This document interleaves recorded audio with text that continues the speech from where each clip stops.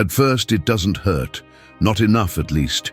You think you've overcome it, that what you left behind wasn't that important, that it was the right thing to do, that something better will come. And you repeat it to yourself once, twice, 100 times. But deep down you know, there are silences that don't give you peace. There are goodbyes that don't feel like liberation, but like a wound that never fully healed. You deceived yourself. You thought that person would always be there, that if one day you came back they would be waiting for you, that you could go on with your life without consequences. But life doesn't work like that. No one waits forever. No one endures abandonment disguised as freedom. And what was real, what was authentic, one day it's simply no longer there. That's when regret breaks you, because it's not just about missing, but about understanding, too late, that your indifference killed something worthwhile, that you exchanged a treasure for an empty promise, that you treated as replaceable someone who was unique. That pain is not healed by asking for forgiveness. It doesn't go away crying at night or idealizing what you've already lost. It is confronted, it is assumed, it is transformed. And for that, there are no pretty phrases or magical solutions. There is only internal work, brutal honesty, and the will not to make the same mistake again. This video is not to comfort you, it's to wake you up, to starkly show you what happens when you let go of something valuable, thinking it will give you peace, and you end up with empty hands. And above all, to give you stoic tools that you can apply today to stop living from guilt or denial. Get ready, because what's coming are not pretty phrases. They are tough lessons that hurt, but also save. 1. Learn to see the treasure before treating it as replaceable. There are people who are like old books. They don't shine at first glance. They don't have an eye-catching cover, nor empty phrases highlighted in neon. But if you stop to read them page by page, you realize that they hold stories that aren't written twice. And if you're lucky enough to find one, you better not underestimate it, because when you close that book thinking that you're going to find it again, you realize too late that you lost it. That's how it is with valuable people. They don't always shout their importance. They don't always demand that you recognize them. They are there, giving you their best, offering you calm, loyalty, presence. And you, blinded by routine, by your insecurities, by that absurd belief that the good is eternal, start treating them as if they were replaceable. As if you could ignore them, disappear for days, change your attitude, and they will always welcome you with open arms. But there comes a point when they get tired, because even the most patient heart gets exhausted. Even the most genuine love breaks when you push it over and over to the edge of the abyss. And when they finally leave, when they stop insisting, when their silence is louder than any scream, then you understand. It wasn't just anyone. It was a gem. And you treated it like common stone. The cruelest part is that regret doesn't come instantly. At first you think everything is fine, that you did the right thing, that someone else will appear. But time has a sadistic way of teaching you what you ignored. You start looking for that same light in other people, and you can't find it. You start missing the peace they gave you, the way they looked at you without judgment, how they held you even when you let go of yourself. Stoic philosophy talks a lot about the awareness of the present moment, about learning to see clearly what we have before we lose it. Epictetus said it powerfully, "Do not value things for their duration, but for their quality." But we live so distracted, so self-absorbed, that we believe that what is valuable will always be there. And no, nothing is guaranteed. People are not statues waiting eternally for your attention. They are human beings who also get tired of not being seen. Learning to see the treasure before treating it as replaceable is an act of humility. It's recognizing that you don't have absolute control, that you can't take for granted someone who takes care of you, who supports you, who is there even when you're not being your best version. Because those people don't appear often, and when you lose them, you face the most difficult void to accept, the one you caused yourself. If today there is someone who values you, who is there for you unconditionally, look at them with new eyes. Don't get used to it. Don't relax. Don't wait for them to leave to start writing them long texts that you never sent when they were there. Don't let arrogance cloud you, because life has a brutal way of showing you how much what you ignored was worth. When you no longer have a way to recover it, treat those who take care of you with care, not with fear, but with awareness, not with guilt, but with responsibility. Because what breaks from neglect can't always be repaired. And if you didn't learn to see it when you had it, let at least the pain of losing it teach you not to repeat it. 2. Do not confuse being busy with being at peace. Being busy all the time is not synonymous with being okay. In fact, many times it's quite the opposite. Filling yourself with tasks, plans, work, outings, noise is not a sign of healing. It's a form of anesthesia. It's an elegant mask to avoid feeling. It's your way of avoiding being alone with yourself, because you know that in silence you're going to hear everything that hurts, everything that you still don't dare to face. And you're not the only one this happens to. Many people experience the same thing. They fill themselves with tasks to avoid thinking, to avoid stopping. So that constant movement gives them the illusion of progress, when in reality they are just running away, running in circles, doing everything except what really matters, stopping to look within. The pain of letting go of someone worthwhile is silent. It's not always noticeable in tears.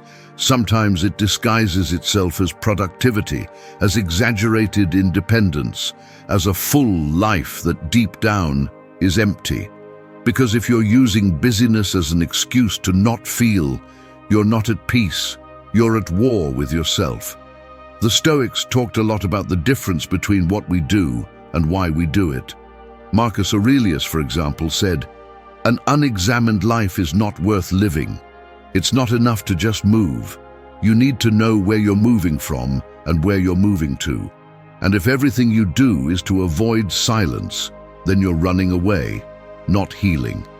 There's a common trap in the modern world: romanticizing emotional hyperactivity, believing that the busier you are, the stronger you are, that never stopping is a sign of success, of overcoming. But it's a lie. There are many people shattered inside who keep going on autopilot, who fill their days with anything to avoid facing the night, who smile on social media but break down when no one is watching. And you know if this is happening to you. You know if your schedule is packed, so your mind doesn't have space to remind you of what you lost. You know if you're trying to convince yourself that it's already over, when in reality you're just hiding it under layers of busyness. Being at peace is not being busy. Being at peace is being able to be alone without feeling empty. It's being able to look back without needing to run away. It's recognizing what hurt, what you lost, what you let go, and learning from it. Calmly. With pain, yes, but also with courage. Don't confuse movement with progress. Don't confuse being distracted with being okay, because sooner or later silence catches up with you. And the more you avoid it, the more it's going to hurt when it finds you. Stoic practice involves constant introspection. You don't need a spiritual retreat or to turn off your phone. You just need to make space to listen to yourself, to feel what you're repressing, to accept that what you lost had value, and that moving on doesn't mean pretending that nothing happened, but integrating that pain into who you are now. So, before you fill yourself up again with pending tasks, responsibilities, and excuses, stop. Ask yourself if what you're doing comes from peace or from fear. Because peace doesn't make noise. Peace doesn't need to be busy all the time. Peace doesn't force you to prove anything. And if it hurts to look back, do it anyway. Because in that pain, there's a truth waiting for you. You won't heal until you stop running. 3. Don't play with someone who was willing to wait for you. Imagine an empty train station at sunset. A single person is sitting, waiting for your arrival. They don't know if you're going to show up. They have no guarantees. But there they are, day after day, watching every train that passes by with the hope that you might be on one of them. They don't complain. They don't demand, they just wait.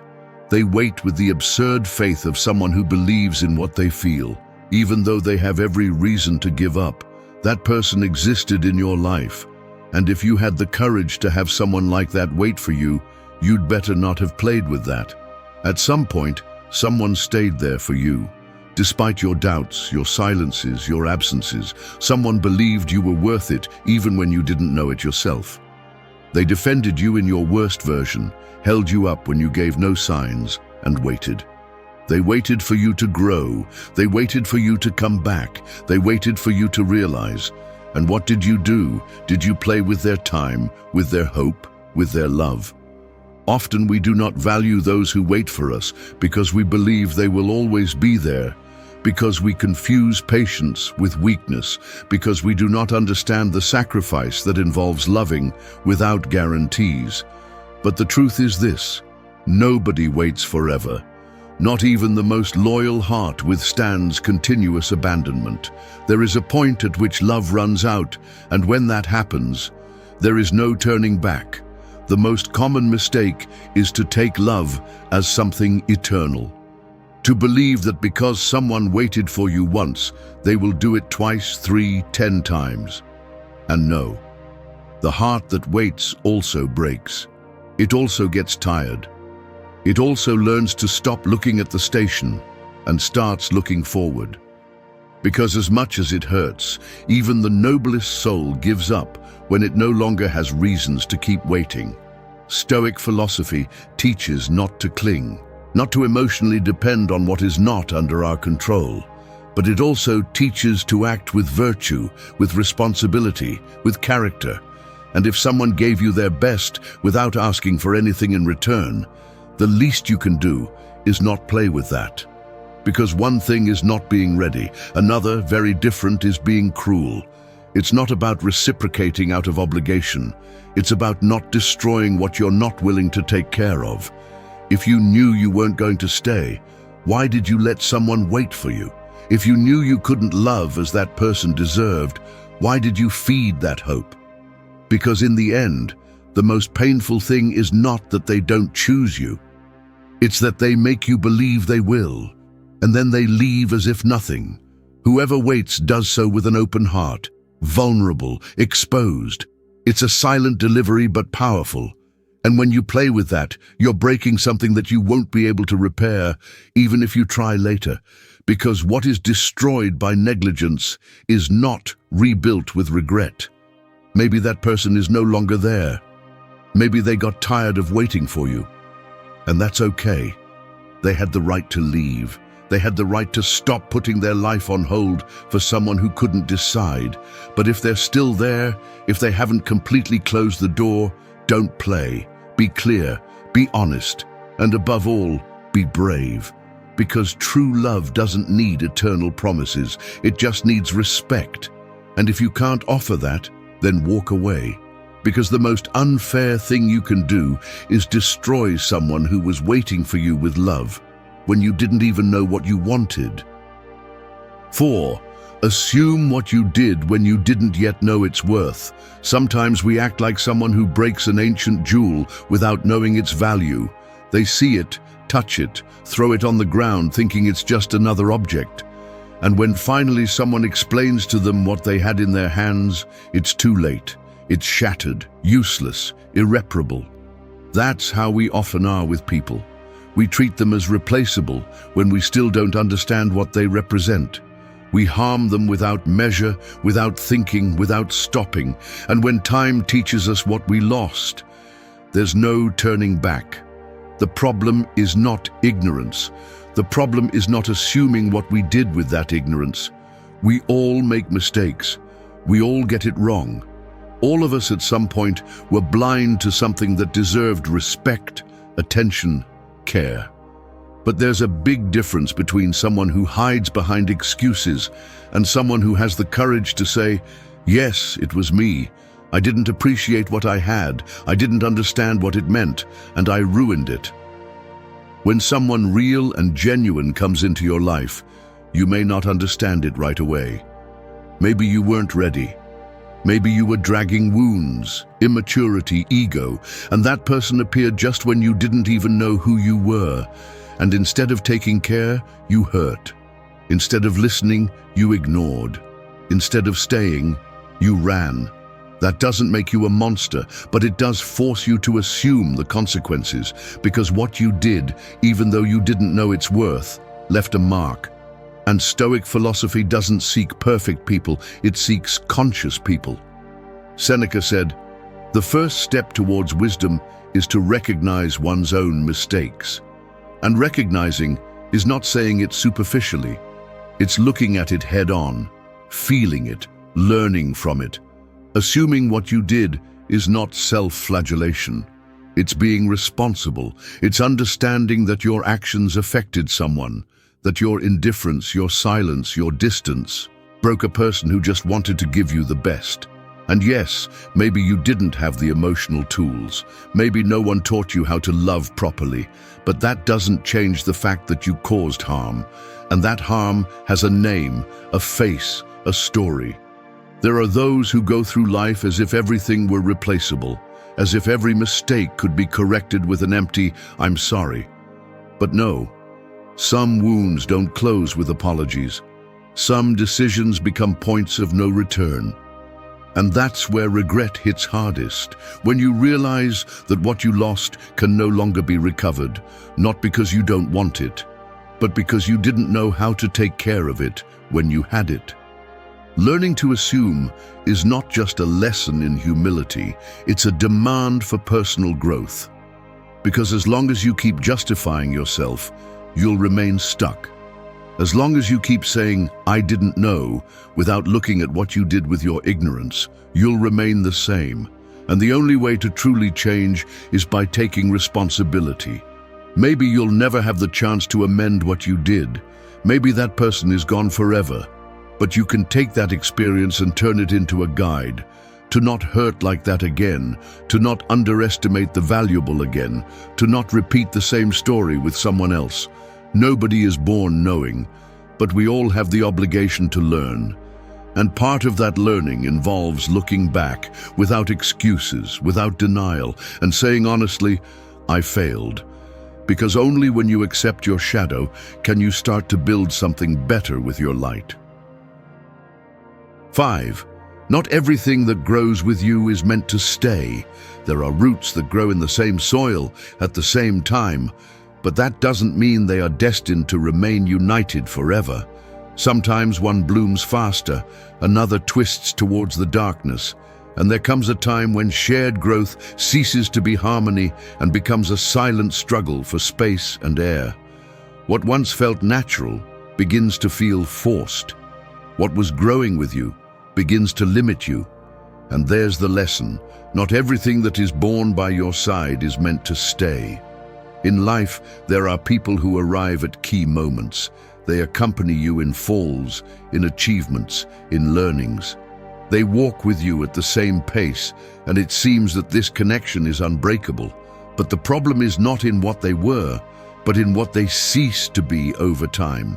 Because when you change, everything around you is also affected. And not everyone is willing to grow at the same pace, with the same maturity, or in the same direction. That's where the pain appears. Because it's hard to accept that someone with whom you shared so much no longer fits into your present. Not out of malice, not because there is betrayal, but because the roots have diverged. And no matter how much you try to force them to unite again, something inside you knows that cycle has already ended. Many confuse loyalty with attachment. They believe that having shared a process, they are obliged to sustain bonds that no longer do them good. And they don't realize that this, precisely, is what holds them back. Stoicism teaches to let go with dignity, to understand that nothing is really ours, that everything is borrowed, that everything can change at any moment. Epictetus put it clearly, "Never say about anything, 'I have lost it,' but 'I have returned it.' Not everything that accompanied you while you were growing was good for you, and what was valuable at the time may cease to be so when you transform. because evolving implies leaving behind. It implies recognizing which relationships no longer contribute, which people no longer add, which bonds have become chains instead of wings. It's not easy. You're going to feel guilt. You're going to want to cling to memories, to what they were, to what you dreamed together. But living from memory is denying the present, and denying the present is preventing you from moving forward.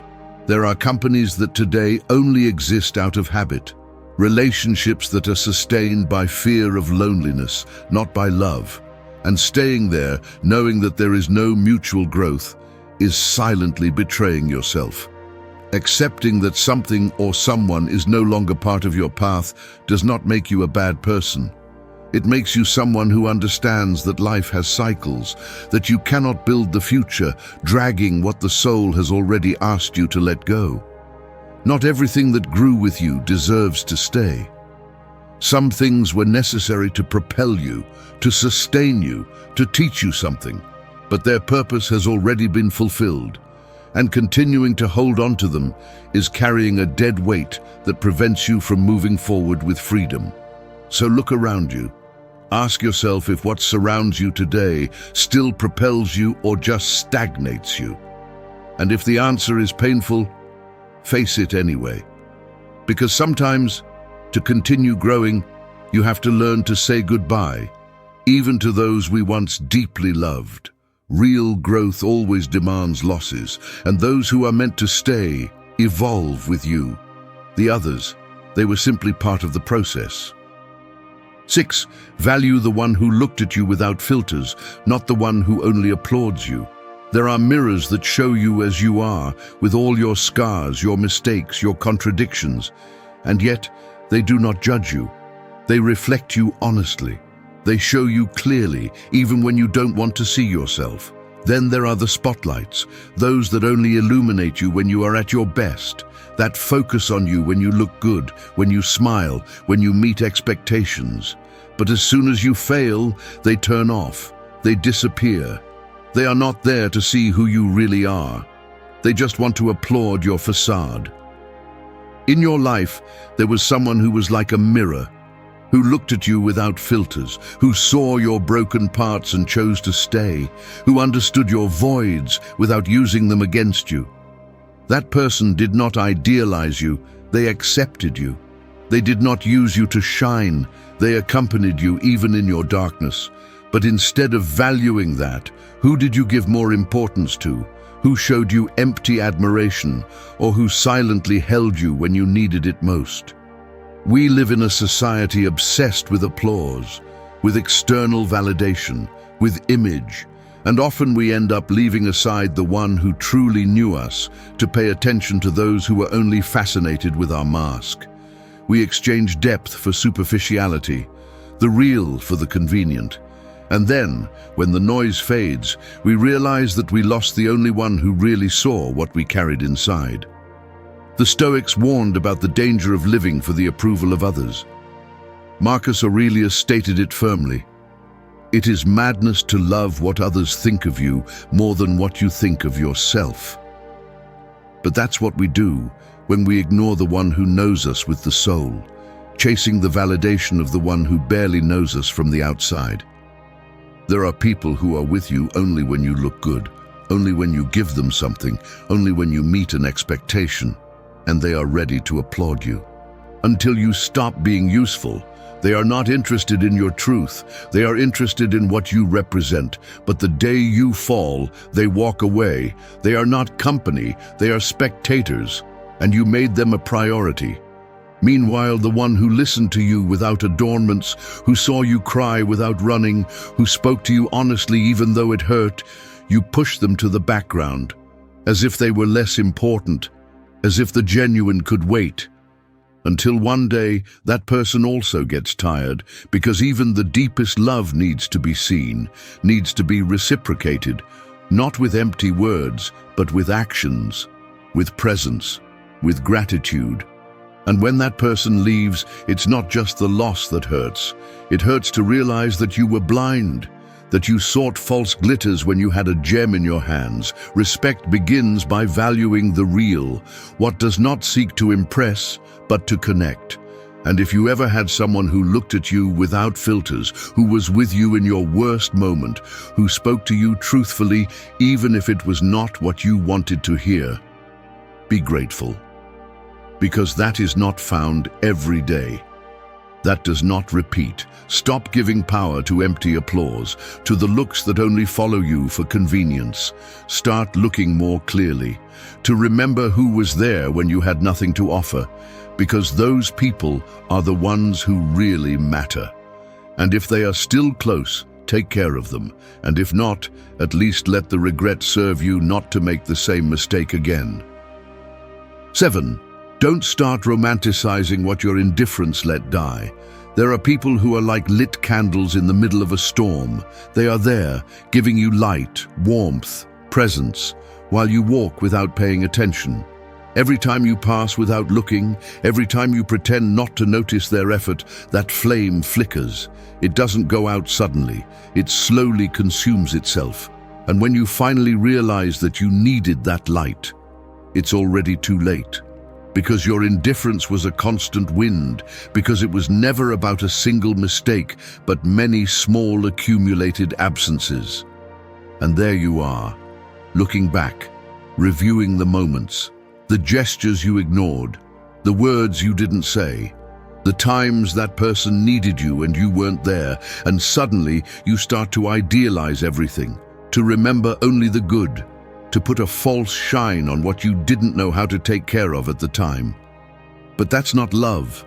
It's guilt disguised as nostalgia.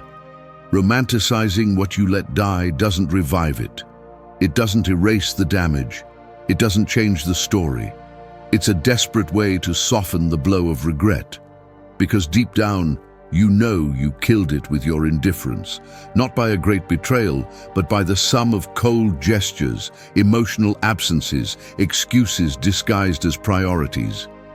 The Stoics spoke of facing the truth without adornments, not to invent false comforts to soothe the soul. Seneca said, "Nothing is lost more easily than what is not valued." And yet, that's what we do. We let something fade away due to emotional negligence. And when it finally goes, we paint it with romanticism to avoid taking responsibility for what we did. The problem is that when you idealize the past, you lose the lesson. You lie to yourself. You convince yourself that it was perfect, when in reality you didn't take care of it. You use it as an excuse not to heal, to stay trapped in the what if. But the truth doesn't change. Your indifference killed something valuable. And that, even if it hurts, can't be covered up with nostalgia.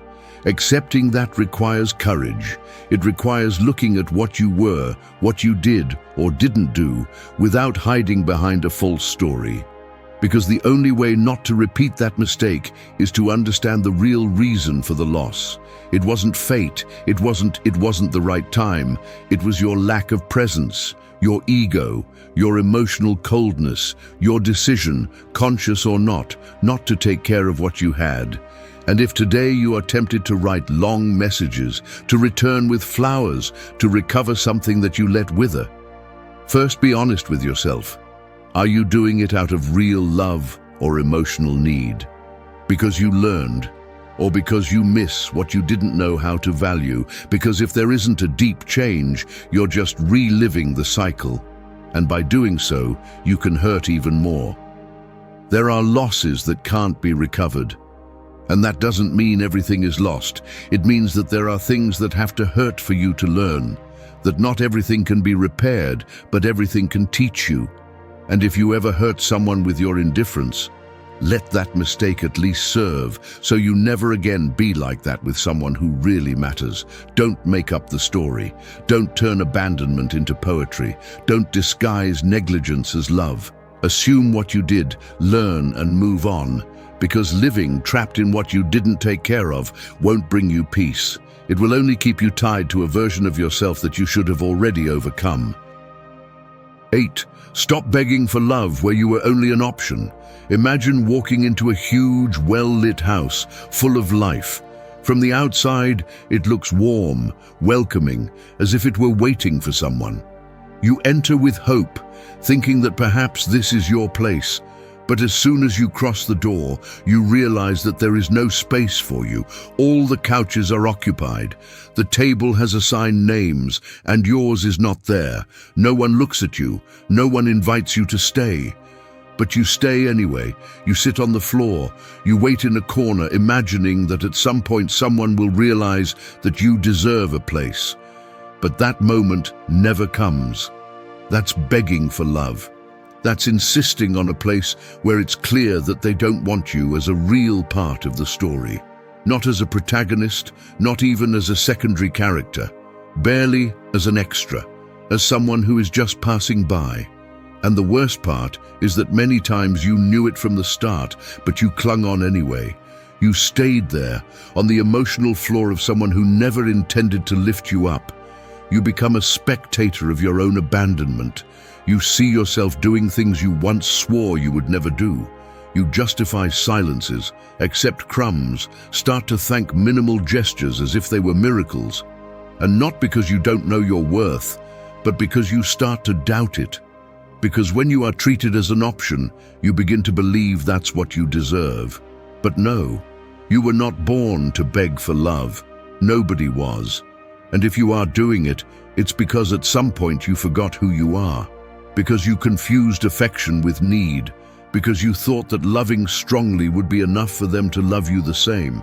And no, love is not measured by how much you give, but by how much you respect what you give. And respecting yourself begins with knowing when there is no longer a place for you. The Stoics had it clear.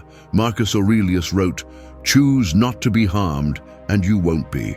But that does not mean denying the pain, but not exposing yourself to someone who hurts you over and over again, hoping that someday they will embrace you.